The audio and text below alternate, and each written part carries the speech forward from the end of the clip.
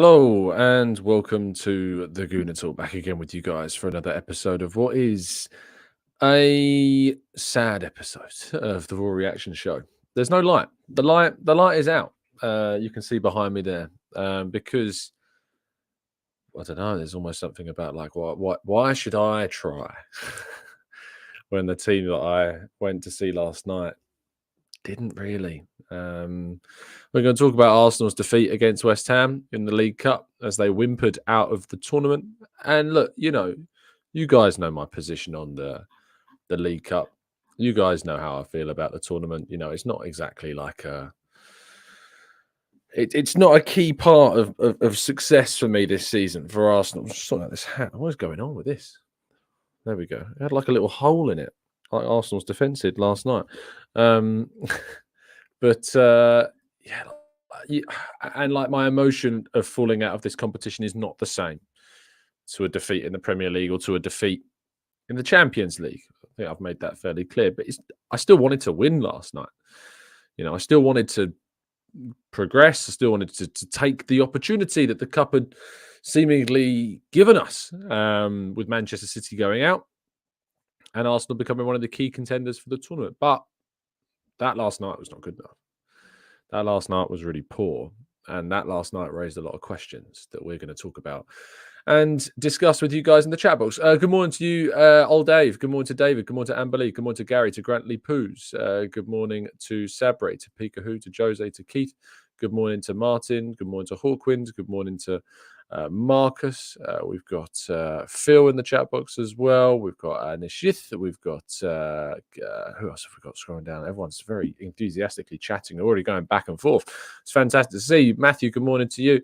Mr. Thugi, good morning. To Kingsley, to Daniel, to Vus, and plenty more, I'm sure, that are joining us too in today's chat box. We're gonna discuss the game a little bit in part one. I'm going to talk you through kind of my thoughts. I am shattered, by the way. You can probably see the bags underneath my eyes. I got home last night from a wet and windy East London to Ebbsfleet, because then there was no trains running, so I had to drive to Ebbsfleet and then drove home as well.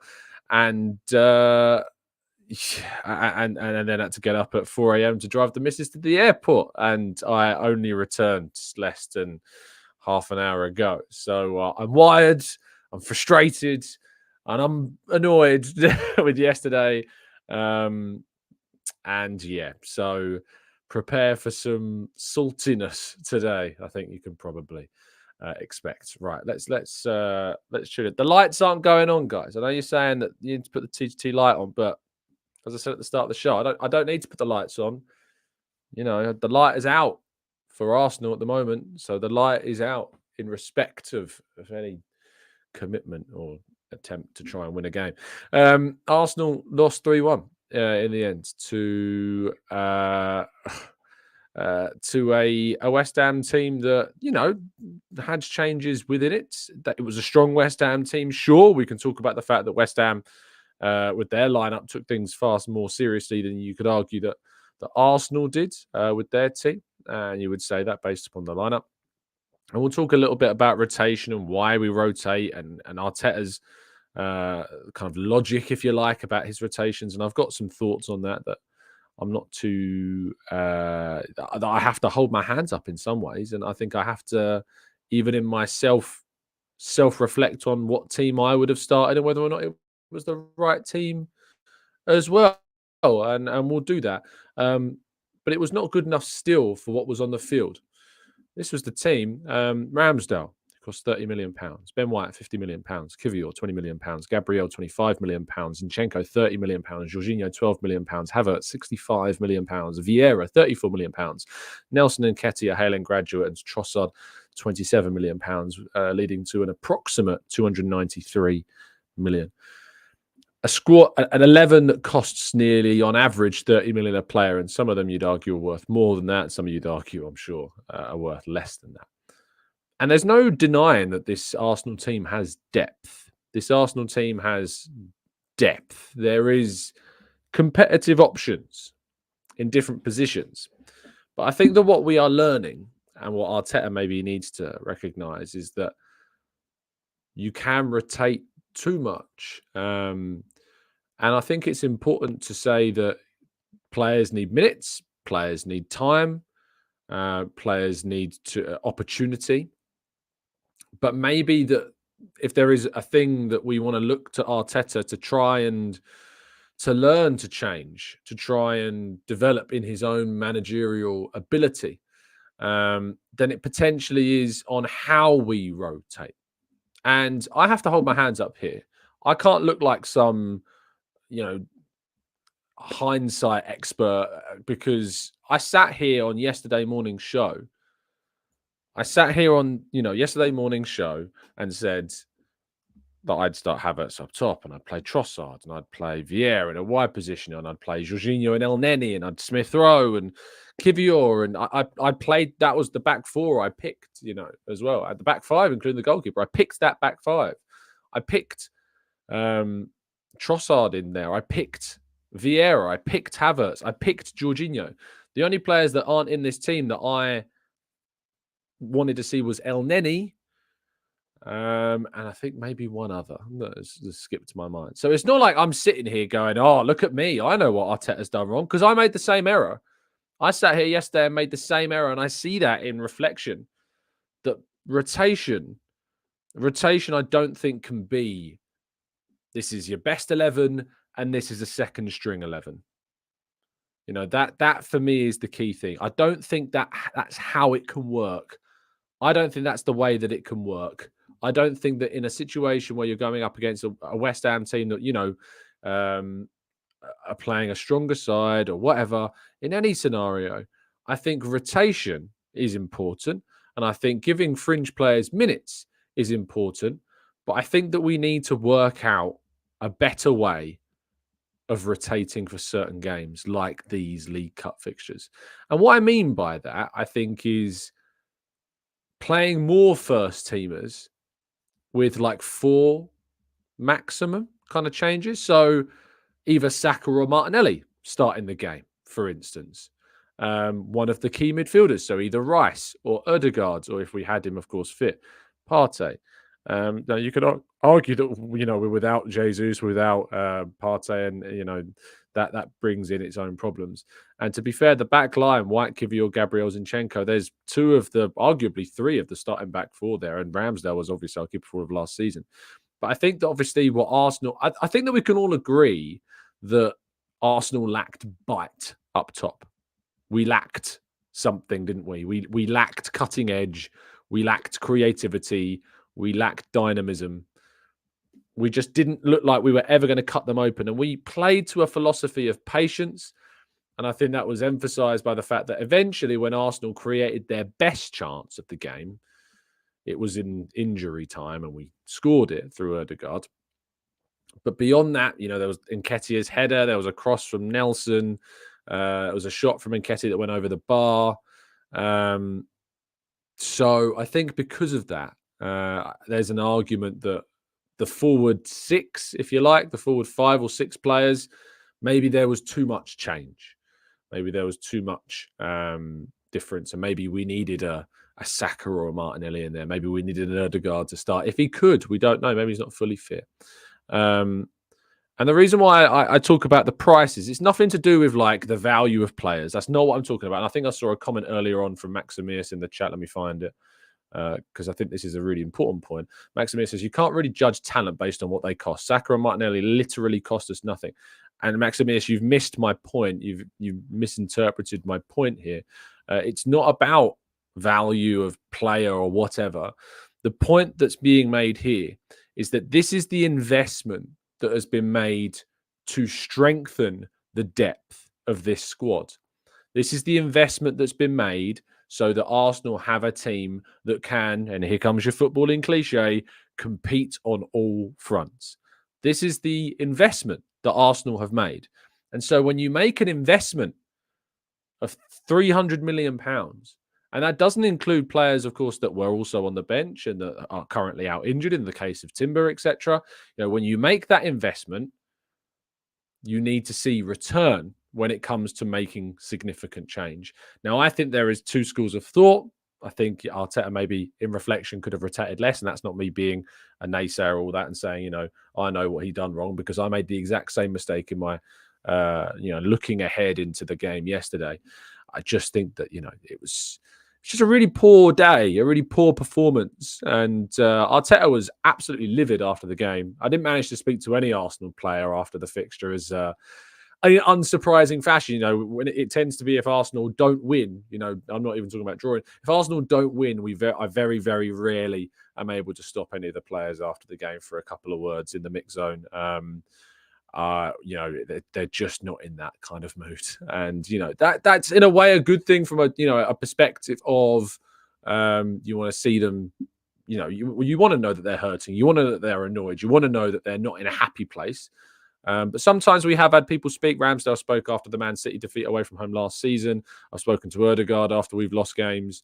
But yesterday it really, really was a frustration.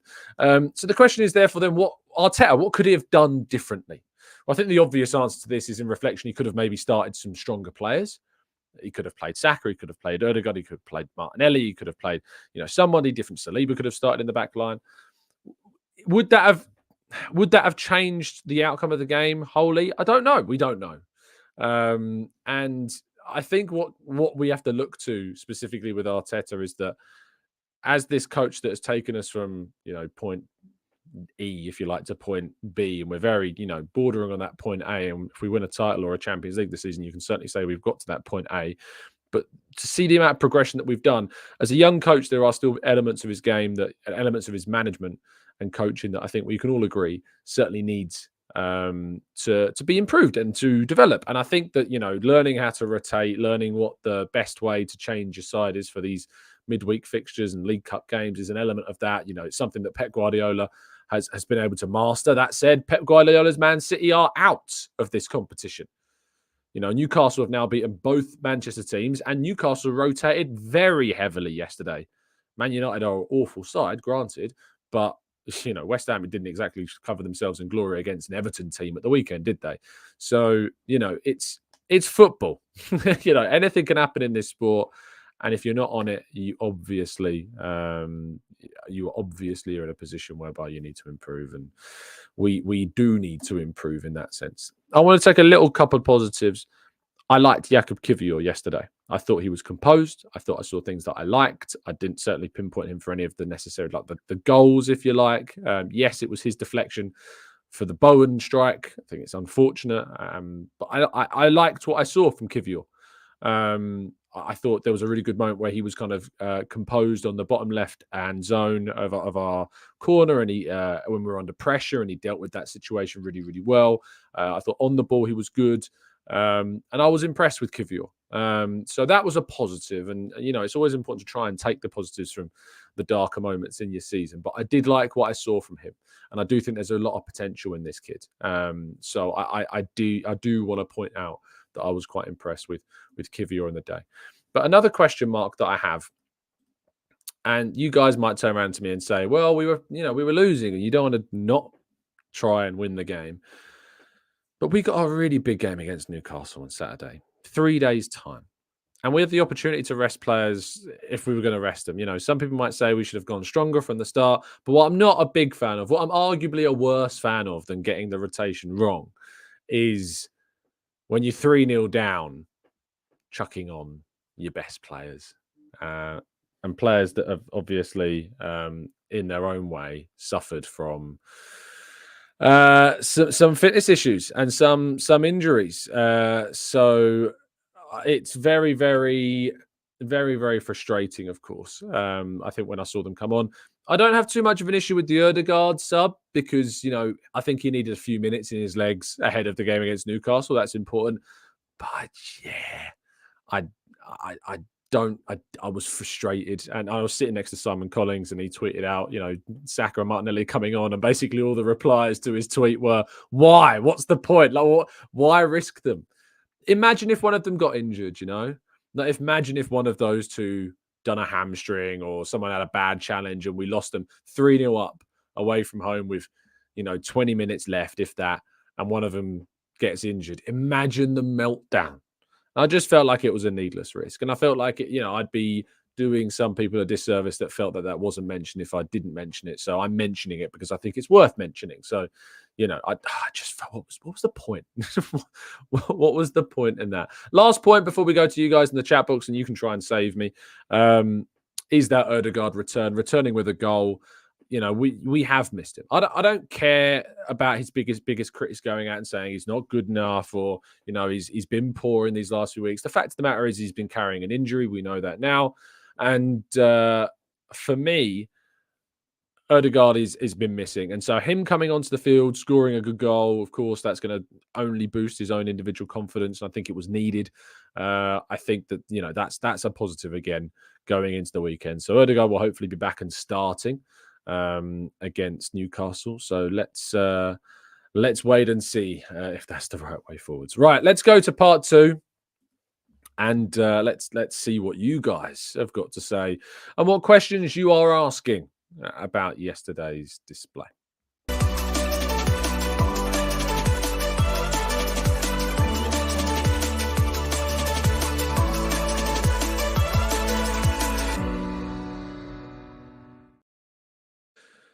Okay. Let's go into the chat box, shall we? Dennis says, I am developing a level of hatred for Jorginho and Zinchenko this season.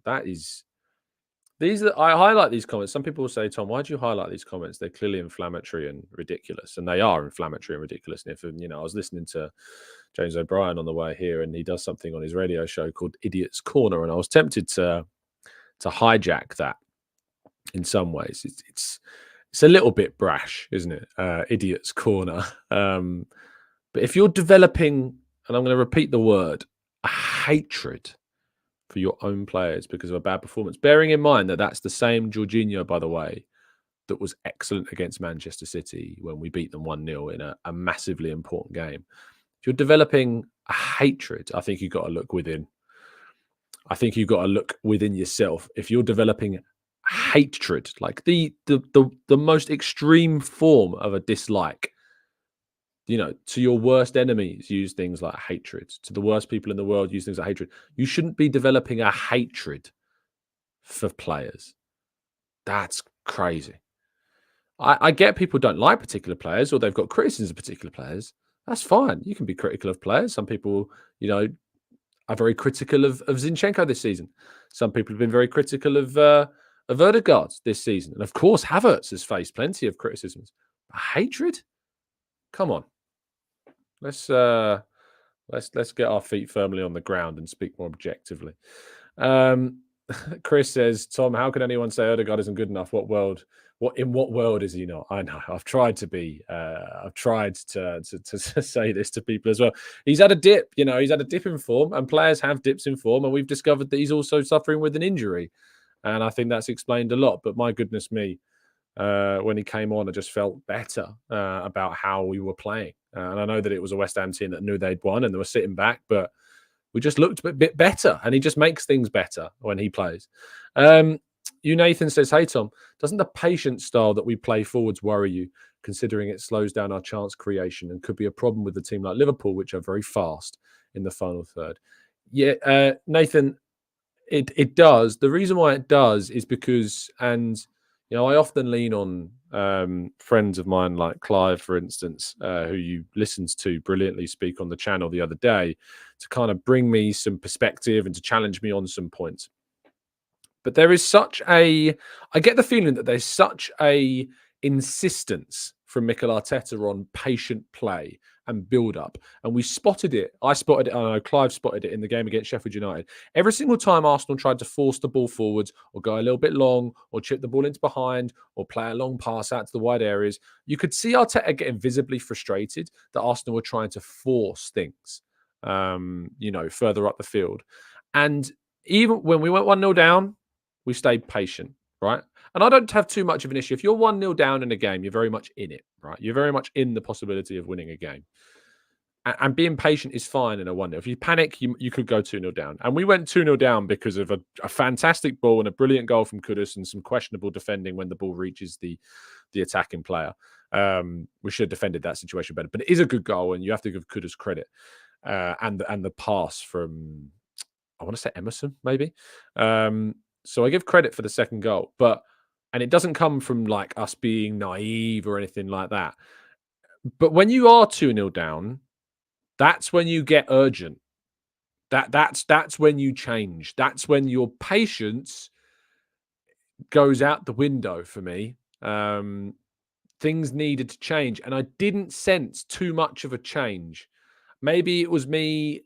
Maybe it was ignorance. Maybe I didn't spot it. Maybe I'm being too harsh. But I personally didn't spot too much of a change in enthusiasm, in dynamic, in the way in which we were approaching the game. Maybe you can tell me if I'm wrong. But I think that there was just simply wasn't any urgency from going 1 down to 2 down to even 3 down. I know Odegaard came on and scored, but I just didn't get that sense. And I think patience is the real way of describing it. I think Nathan smashed it there. Arteta wants patience, and patience is control, and patience is dominance. And Arteta spoke after the game in which he actually used the word dominance. He said, that we were dominant in the game, and that, that we had control in the opening moments. And if we want to do what we do best, we need that. We need that control. We need that dominance. And that's completely fair. But when the game state changes, when you're 2-0 down and you're chasing it and you need to be more urgent, we need to show more of that initiative. And I don't think that we did that last night. And I'm worried that in situations, if you remember, like Arsenal last season, and I think maybe even the season before that, we had a really good record. If we went a goal down, we had a really good record of coming back in those games and responding quickly. Even this season, you think about the Man United game, we went a goal down, we were urgent, we were fast, we were direct with our passing, and we created an opportunity straight away and we scored from it.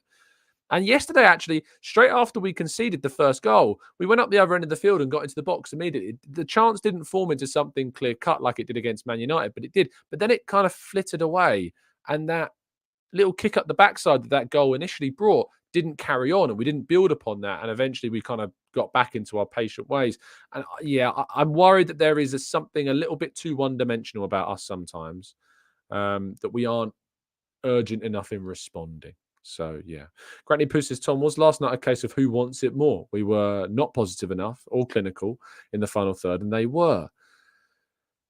No. And the reason why I say no, it's not a case of who wants it more. And I sat after the game, I remember thinking, West Ham just wanted it more. And actually, no.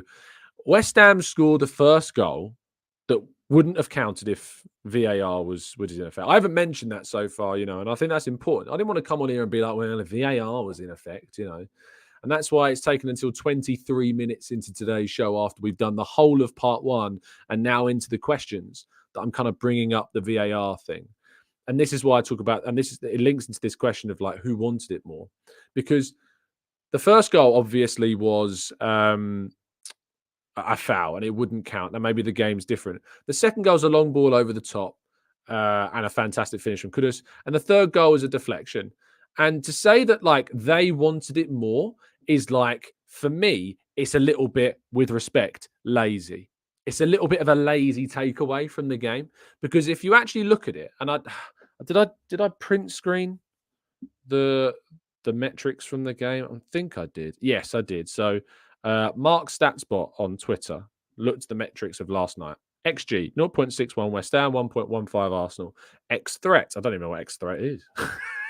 Expected threat. Maybe that's expected attacking phases or attacking chances. 0.68 West Ham, 1.74 Arsenal. Possession, 71.7% to Arsenal. Field tilt, which is this new thing about kind of team in possessions in important areas and stuff like that. 13.8% West Ham, 86.2% Arsenal. Defensive action height, and I think that's kind of how far up the field your defensive actions are happening. 61.8 for Arsenal, 39.4. I suppose that should be 39.2 for West Ham. And like, look, we had more of the ball, we had more chances, we had greater XG. West Ham, for me, didn't want it more. Like, they were the home team, so you had that kind of buoyancy of the tackles going in a little bit harder. But by the way, Havertz in the first half was good. Like, Havertz in the first half was battling. He was tenacious. He won some really good moments in the play, and I liked what I saw from him in the first half. Second half, yeah, less said about that, the better, But I liked a lot of what I saw from Havertz in the first half, and if I was doing a player ratings, I probably would have rated him probably the highest alongside Nelson with the players. In the first half, I really liked what Havertz was doing, and he did show a lot of fight, and he did show a lot of determination to tackle, to get involved with the play, and I liked that. But it faded. It did fade quite quick into the second half, and I want to see that persist. I want to see that push through into a full 90, and I want to see more, obviously. But I don't buy into the whole they wanted it more. We just didn't have the cutting edge in the final third. We just didn't have that cutting edge, and they had three big chances. They took them. They had one other big chance that Ramsdale saved really well and pushed wide. I think it was Bowen on the right-hand side at the start of the second half. But I think the whole "we wanted it more" is a bit of a football cliche that gets thrown around too easily, and I didn't think it was the case that tonight. I think it was the buoyancy of the home crowd in certain moments gave you that sense that they might, but actually Arsenal dominated the game, and it's just one of those games. It's almost like you play those games on FIFA where you control the game and then your opponent plays and has like 4 chances and scores 3 and you've lost, and you're like, how did I lose that? And I came away a bit like that, saying, when you look at that performance, you look at that dominance, you go, Arteta will be thinking, how did we lose it? And I think it will come from the fact that we just weren't good enough in the final third. We were good enough in creating those chances.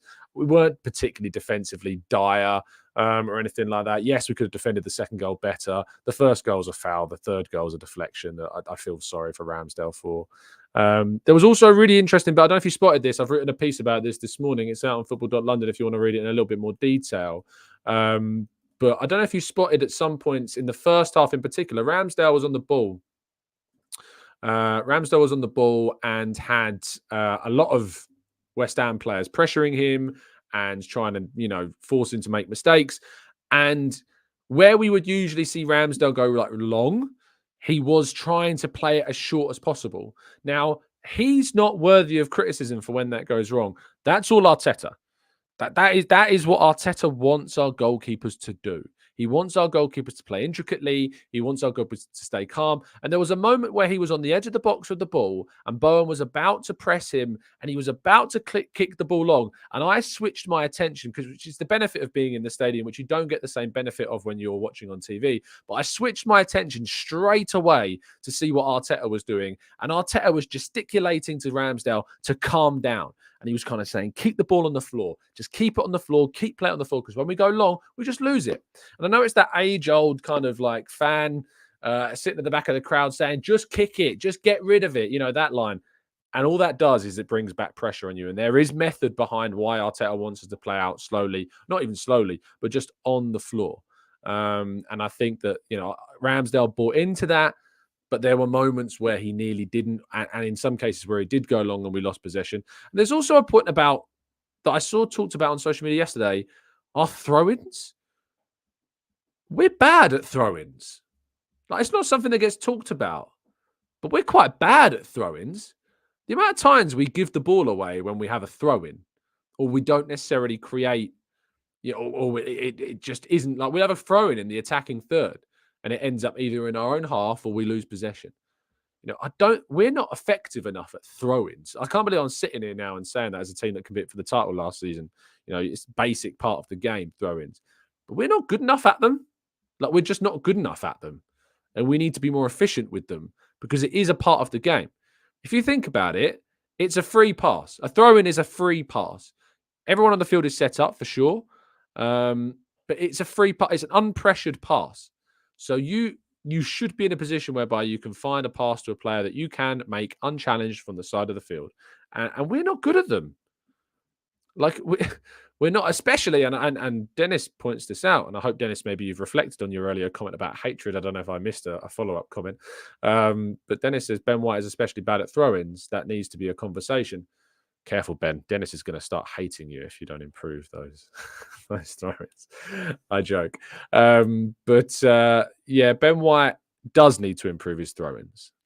Is that on the set piece, coach? I don't know. Liverpool brought in like a throw-in specialist. I don't know if it falls within Nicolas Jover's constituency, if you like, regarding what he's got to do.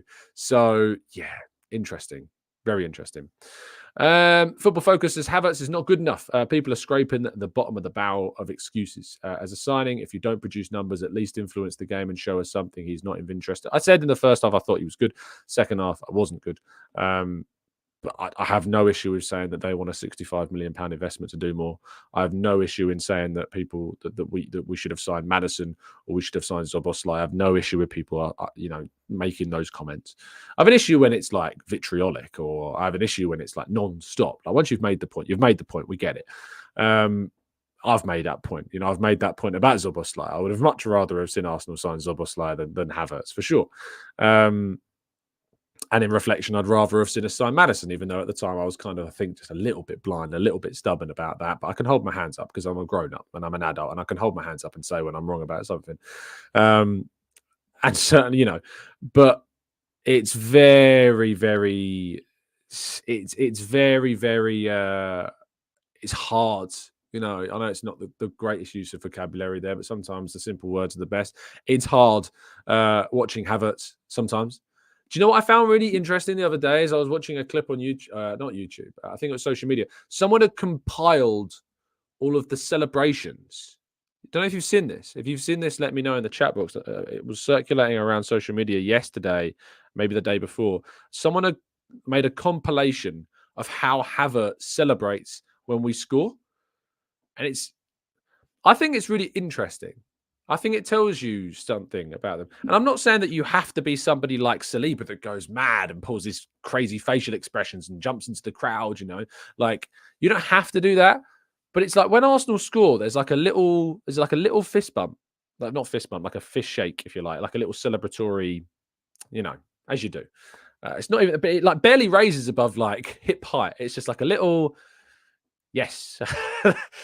And I feel like that tells me something, because maybe maybe he doesn't yet feel connected to the group. And I know that the Arsenal's players have been really supportive of him. And I don't think it's necessarily anything that the Arsenal squad are doing wrong. I don't think it's necessarily something that the manager's doing wrong. I think Arsenal as a club and as a team and as players and as staff, I think they've tried to make Havertz as welcome as feasibly possible. I absolutely do think that. But at some point, you have to look at the player, Amberley says he's an introvert, for heaven's sake. That's all that shows.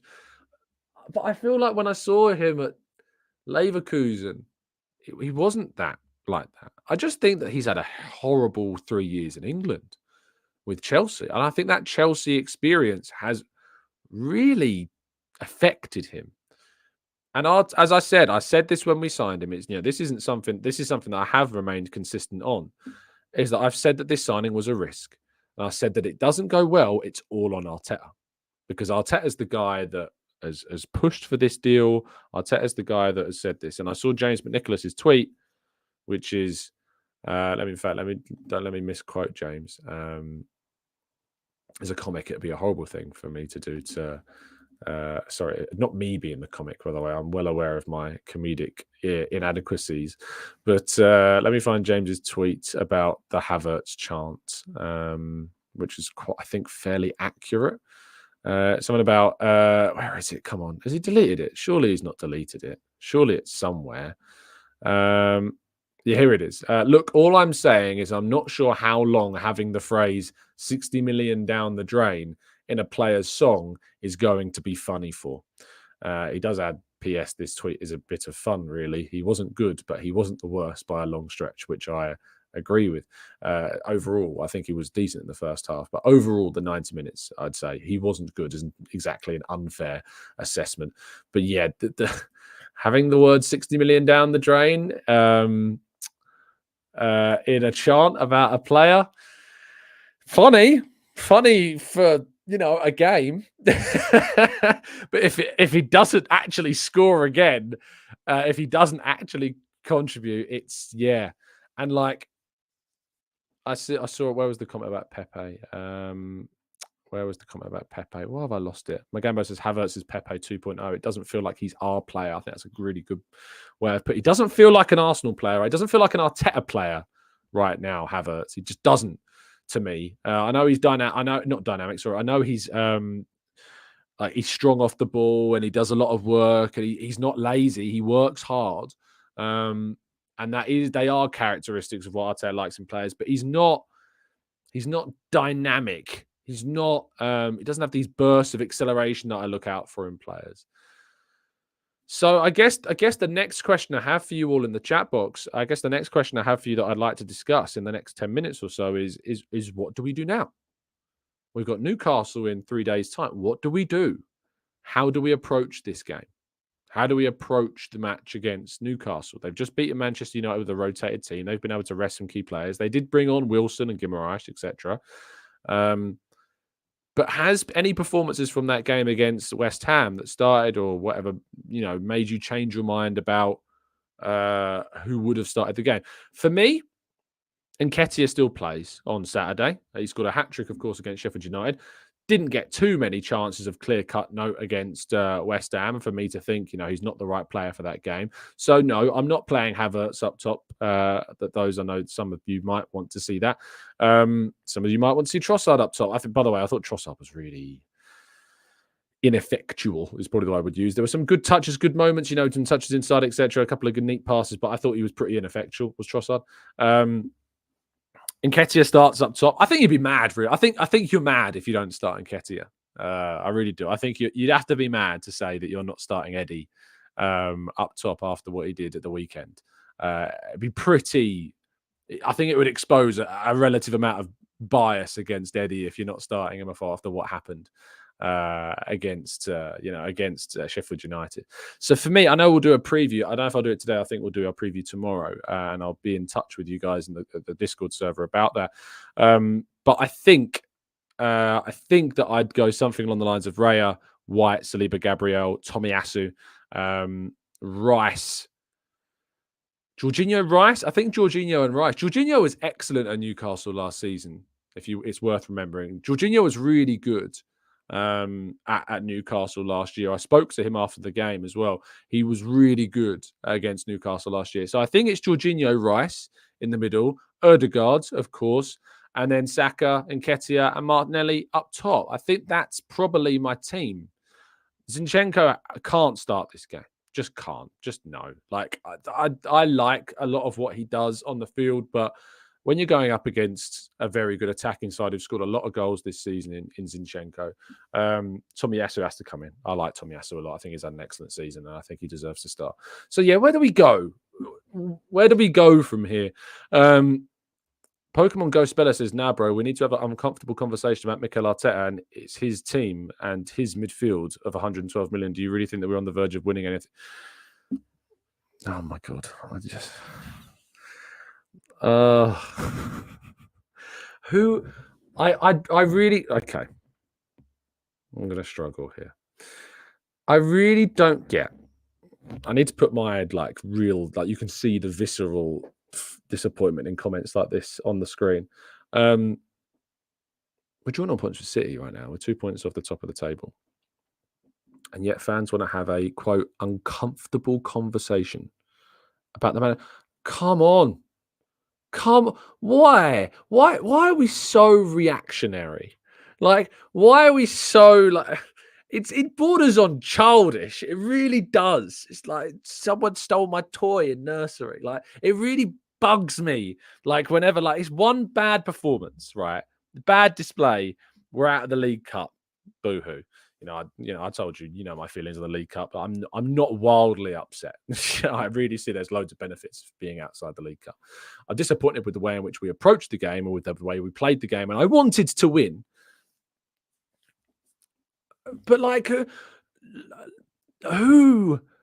I don't get it. Tucky says this is an arrogant response. Tommy's entitled to his opinion. Of course he's entitled to his opinion. But you contradict yourself there, Tucky, because I am entitled to mine. And it's my opinion that to question a coach that has Arsenal beating the treble-winning champions and has them joint on points with Pep Guardiola and 2 points off the top of the table, I'm pretty entitled to have a view, to think that the view to question why we have this coach or to have a, quote, uncomfortable conversation about the manager at this stage of the season, after what we did last season and what we're doing this season, considering all the upheaval and injuries that we've had to face this year, I think that's kind of mad. I don't think it's arrogant to suggest that at all. I really don't. I really, really don't think that's arrogant. Arteta gets called arrogant all the time. I don't agree with the comments about. I think he's stubborn and he's principled. I wouldn't go as far as saying arrogant. I don't think people don't really understand the word. To be honest, I don't think people really understand what the word arrogant actually means. And Tucker says, Tom, whether you like it or not, the manager has to deliver silverware this season. So if he doesn't, then there is an uncomfortable conversation. No, Tucky, tell me who your favourites were for every single competition that we're in for this season. Were Arsenal your favourite for any of the competitions that we competed in this season? Tell me. League Cup, I'm disappointed we're out. Could we have won it? Sure. FA Cup, Premier League, Champions League. Tucky, tell me who your favourites are for those competitions. I'm curious. I'm curious. I'm waiting. I'm tempted to just kind of vamp until Tucky responds in the chat box. Who are your favourites for the competitions this season? And I guess the next question, the follow-up question to that is, and if you were watching the 12-man podcast with me down in Northside the other day, you understand where this question is coming from. It's a question I've had in my head. It's a question that I've used quite a lot when talking to Arteta's biggest critics this season about the whole he has to win a season, he has to win a trophy, otherwise he has to go, which is mad. But tell me who your favourites were. You know, was it Arsenal? Was it Arsenal, the team that finished second last year, or was it the team that won the League Cup? Sorry, was it the team that won the FA Cup, the Premier League, and the Champions League loss? Are they your favourite? I'm willing to kind of bet. I think I'm fairly confident. Tucky's not responded in the chat box yet, but I'm fairly confident. And there it is. Man City, of course, but surely we have to be going for them, bearing in mind expenditure. I'm not a hater. I'm not saying, I didn't say you're a hater. Not what did I once say the words hater? I don't think that word has exited my mouth. This show. If Man City are your favourites to win a competition and we don't win it, that means we have to have a, quote, uncomfortable conversation about the manager. Makes zero sense. Like none at all. That doesn't make any sense to me. When I will have a conversation about Arteta's future is if we are regressing, is if we are as a club going backwards. And do you know what we didn't do last season? We didn't beat Man City. Did we do that this season? Yes. Step forwards, maturity. We played differently. We had a different style. We approached that game tactically perfect and we've out-competed them. And we eventually took the chance that fell to us and beat Man City. So, no, it's not to do with arrogance. And people say, Tom, you say you're always so accepting of other people's views, and then you shut them down. You don't quite get it. You can accept other people's opinions. And if I wasn't accepting of, I think it was Ghost Bella in the chat box I highlighted earlier, if I wasn't accepting of that view, I'd ignore it. They wouldn't be here.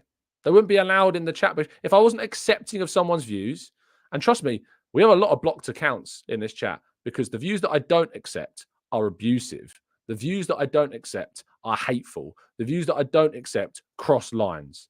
You know, they're the views I don't accept. But I'm accepting of people's opinions if they are putting them across in a way that's not disrespectful, of which Ghostbella didn't put it across in a non-respectful way, which is why I highlighted it, which is why I talked about it, which is why I disagreed with it. It's not arrogance. It is not about dismissing other people's views. And again, it's my opinion that it comes from a childish point of view to be so reactive and reactionary about a manager after losing out against West Ham in the Carabao Cup, after we've changed the entire squad, and yet we've beaten Man City and we sit joint in points in them and 2 points off the title. It's nothing to do with, you know, not accepting other people's views. This is a conversation. This is a discussion. And I always implore and to the point of beg people with different views to come onto our phone-in shows. Do I ever really get them? No, we don't, you know. And I don't blame them sometimes. I drive a hard bargain. I get it. But it's just kind of crazy to me. Ghostbella says, but Tom, my question is, are we going to win anything this season? Look at the teams and all the different competitions. Do you think we are going to win anything? By the way, I love your videos. Thank you, mate. I appreciate that. And if I came across too harshly, I apologize. But I think you can understand my frustration when this type of thing gets thrown up. When you look at the Premier League table, you look at where we were and where we are. No one thought we'd compete for the title last season, and we did. And now everyone's expectations is that we do that again, which is fine. I don't got a problem with people, with the aim of trying to win the league, and especially to compete with it. It's my expectation this season. Last season changed my expectation about competing for the title, because I certainly thought we were maybe another season away from doing that. It happened last season, so you've got to progress. You've got to keep that going, keep that flowing. But to say that, like, the minimum is to win a major trophy, and like, if we don't do that, you've got to think about changing the coach, when he's progressed us to a point where we are competing for them where we weren't before. Like, before Arteta arrived, we weren't competing. Not like some of Arteta's biggest critics like to talk about Unai Emery a lot. I find it odd, but they like to talk about him a lot because he's obviously the guy. He's the guy that was there before. Sorry, excuse me. And I find the Unai Emery thing a little bit hollow as an argument. The whole, if he was given time, if he was given what Arteta's been given, he'd be where Arteta is or something like that. When obviously that's not the case, because we all know, if we're being all very honest with ourselves, and if you look at what the squad was when Unai Emery eventually was sacked, with Arsenal sitting in the bottom half of... no, we weren't in the bottom half. I think it was 8th or 9th. And then by the time Arteta got the job, we were in 11th, because that spiral was still going. The style it didn't fit the squad. The dressing room was fractured, and miraculously Arteta managed to win an FA Cup with that dressing room. It's kind of madly, still a crazy underappreciated achievement that was. And obviously before that, Wenger was evolved beyond the game, went beyond Wenger. The game moved past the way of doing things, and sadly it ended in a rather cold way. But it's why I find it so strange that there's always this kind of thing with Arteta. I get he's not particularly likable sometimes, and I'm not expecting everybody to like him. Like, you don't have to like the coach, I've got my question marks sometimes, and trust me, as someone who's been on the end of Arteta's cold answering of questions, I've been in the room with the guy, I've asked him something and he shut me down, and it's not a nice feeling. But it doesn't mean that I don't look at things from an objective point of view, from a footballing perspective, to know what's right for my club. I want what's best for Arsenal, and that's key. And I certainly, Speller, haven't said that I think that you want him sacked. But what you have said is that you think that if he doesn't win anything, then we have to ask some serious questions or have a uncomfortable conversation. I don't know what else that means. What is the uncomfortable conversation if it's not, should we get rid of the coach? I don't know what is the uncomfortable conversation. At least one side of that conversation that is uncomfortable surely is hinting, insinuating that we change the coach. I don't see it any other way. Do you know what I mean? Stephen says, what? How is Arteta not likable? Because he's stubborn, because he's quite cold, because he's meticulous, because he makes decisions not everybody agrees with. And for some people, that's enough, Mark says, Arteta only shut you down, Tom, because you had chocolate cake around your mouth. Hey, I've been on a diet, Mark. That's harsh. That's harsh, mate. Very harsh indeed. I have had a bad week, though. I'll tell you what, the blueberry and almond tarts that was at West Ham last night were very good. Very, very good indeed. As Ghostbella says, people saying that I want Arteta sacked. No, I don't want him sacked, but there's consequences to everything that you do. Well, tell me what those consequences that you're talking about are. You said if he doesn't win anything this season, what's the consequence? What's the consequence for him? If Arteta doesn't win anything this season, that's the question I'm putting forward to you. Tell me, for you, what are the consequences for Arteta if he doesn't win anything? And saying we need to have a chat about his future, that's not a consequence. Like, that's just a chat. That's just fans talking. Like, if you're saying, and certainly, like, as soon as the club internally start talking about the manager's future, it's kind of done at that point. I'm not sure of a situation of any team. I'm not sure there's a situation of any team at all where there's conversations about the manager's future, and then they're shortly after not sacked. So tell me what you mean by those consequences. Tucky says, coming back to your point, Tom, if Man City are favourites for every competition and then maybe don't get dumped out the one cup they were in. And tell me at any point in this show have I said that I'm not disappointed, that I've not criticised last night's performance. I wanted to win last night. The performance wasn't good enough. The team selection wasn't good enough, even though it's a team that I probably would have put out.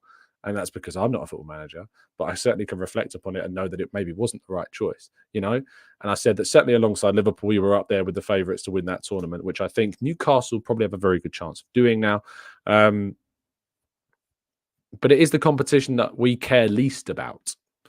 And I'm going to be very clear here. No manager at a top 6 club needs to be judged upon their progress, competitiveness, results in the Carabao Cup. No manager deserves that. It's an insult to the managers. No manager deserves to be measured upon their success in the Carabao Cup. I'm sorry. That's just my opinion. That's how I see it. It's not a major honour. It's been comedified, if that's even a word. If you want to talk about major honours, you want to talk about the FA Cup, you want to talk about the Premier League, and if we're dumped out of the FA Cup by, West Ham, I'm going to be very, very, very, very disappointed because it's a competition that we should look to go for. If we get dumped out of, we got dumped out of the Europa League by Sporting. Again, like, I don't particularly rate the Europa League because it's just a UEFA money-making scheme, but I do think that it was a competition that I would have liked to have won, considering we were in it and were favourites in it for so many years as well. So that was disappointing. But when it comes to the Premier League and the Champions League, ultimately, we're not the favourites for those competitions by a gap. There is a gap between us and City. There's a gap between us and Real Madrid. There's a gap between, us and maybe Bayern. So if you're saying that if we don't win anything, then we have to question the coach.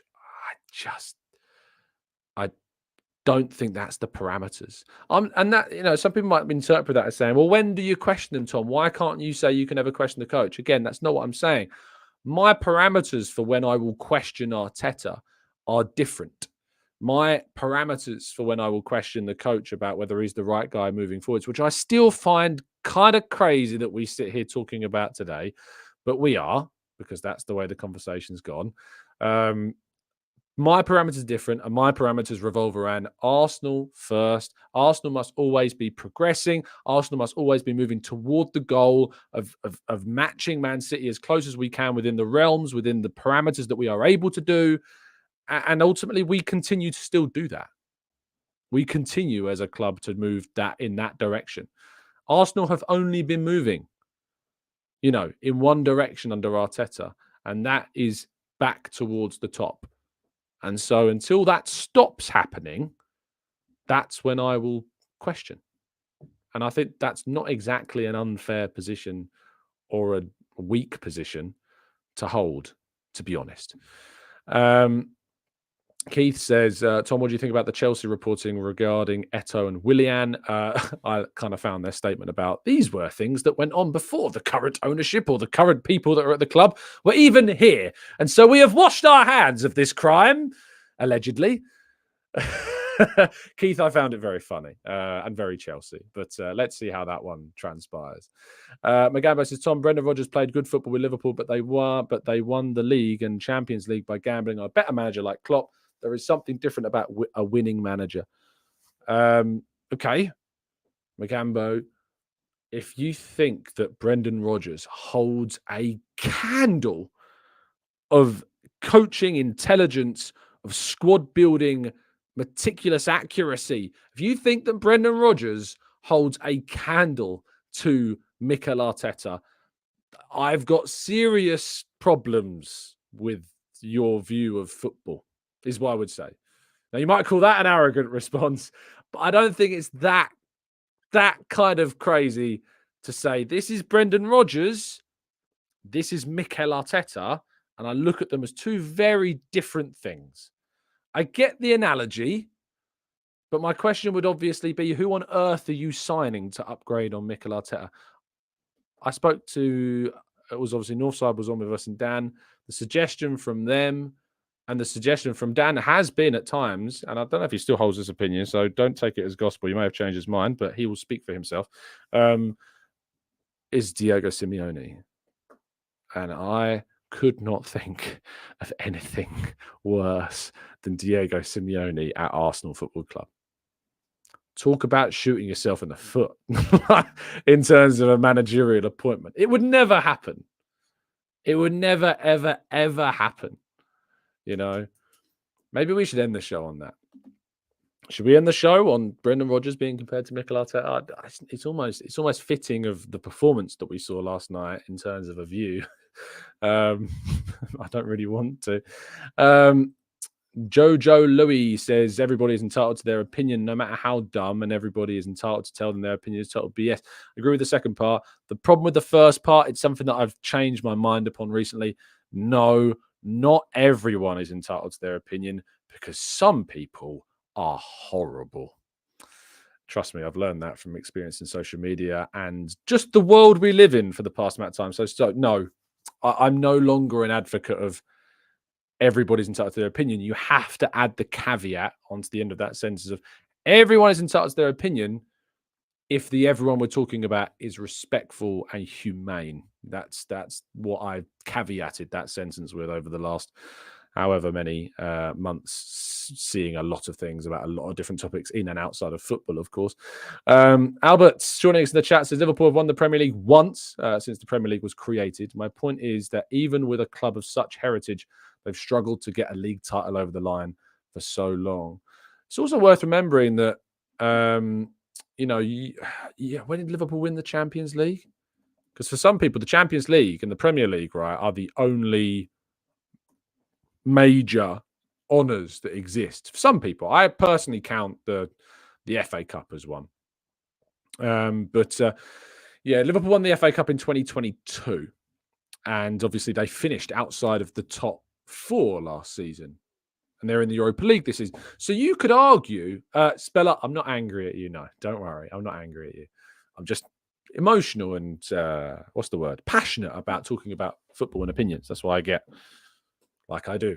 So Jurgen Klopp won his last trophy in 2022 when they won the FA Cup.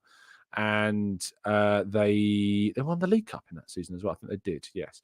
Obviously, last season, they regressed. As a football club, they went backwards. They didn't progress, Liverpool. They did not go forwards. So you could, at that point, I think, and I think a lot of Liverpool fans did, they started looking at Arsenal. Sorry, they started looking at Klopp differently. They started making some judgments about whether or not he was the right coach going forward. But they kept him. And then, obviously, Liverpool very much in the fold and in the fray for some of the top honours in the world again this season, despite being in the Europa League. So let's see if they win that competition. They failed, I think, when they tried to go for it before, didn't they? Didn't they? They were runners up to Sevilla in 2016. So it's not easy, even if you're a Liverpool side, about trying to win that competition. So yes, let's go to Trevor says the only thing with Celtic is they have no oppositions. Yeah, I mean, if we're going to talk about Brendan Rodgers' success at Celtic, it's barely success, to be fair. Lai Hyung Lim says Ange Postecoglou for Arsenal. Oh, see, why'd you have to ruin the show, Lee? Why did you have to do that? Chunho says, well, and does going far in the FA Cup, Champions League and title challenge are sufficient for Arteta this season? It depends. There's a lot of context in it. I think people often throw up these question marks, don't they? They're like, is going far enough? Like, how far does Arteta? It's not about that for me. It's like, who did we get knocked out to? Why did we get knocked out to them? What do I point the finger at the coach for the reasons why we did? Was there context around that game as to the reason why we lost?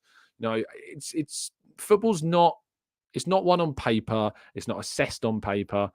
A lot of people try to, but it's not. So it's not as easy as saying if you don't do this season, if you don't go this far in these competitions, or if you do this X Y Z, then there needs to be a conversation. Because for me, it's so much deeper than that. It's so lazy to just do it off of that. I think it's far more. It's when people say like, which strikers would you sign now? And I'm like, well, the window's not open now, and I don't really think Arsenal are going to sign a striker until the summer. So let's wait until the summer to have that conversation, because obviously then we can have a better discussion about where our strikers are at that point and what strikers might be available. So it's always, always, always about context, and it's so important to apply that where possible. It is always that I go on very long during these shows after a game. There is going to be a show for you tomorrow morning. Similarly to when I spoke to Clive, I am at the press conference again tomorrow morning ahead of the game against Newcastle. So it won't be me here doing a live show like I am now. It will be me and another very special guest joining me for that 8 a.m. show. So do still tune in at 8 a.m. Because there will be content for you. And hopefully there'll be a preview show for the game against Newcastle tomorrow evening as well, which I will be live for. So you'll be able to jump into the chat box for that. Thank you to everybody that's joined us in the chat box. Thank you to everyone that's listened. I'm not angry at any of you. I just disagree with some of you. But thank you to everybody that's tuned in. Really appreciate your time as always. I hope you have a fantastic day. I'm going to enjoy the rest of my day off. I say day off. I've got 2 more interviews to do today. I say got to do, like I don't enjoy doing them. I'm pleasured to be able to do them. Yeah, on my day off, I'm still going to be doing plenty of work. So it's the way that it goes. Thank you, everybody. Drop a like, subscribe, and help us on our way to 53K. Stay safe. Stay well. And as always, up the Arsenal.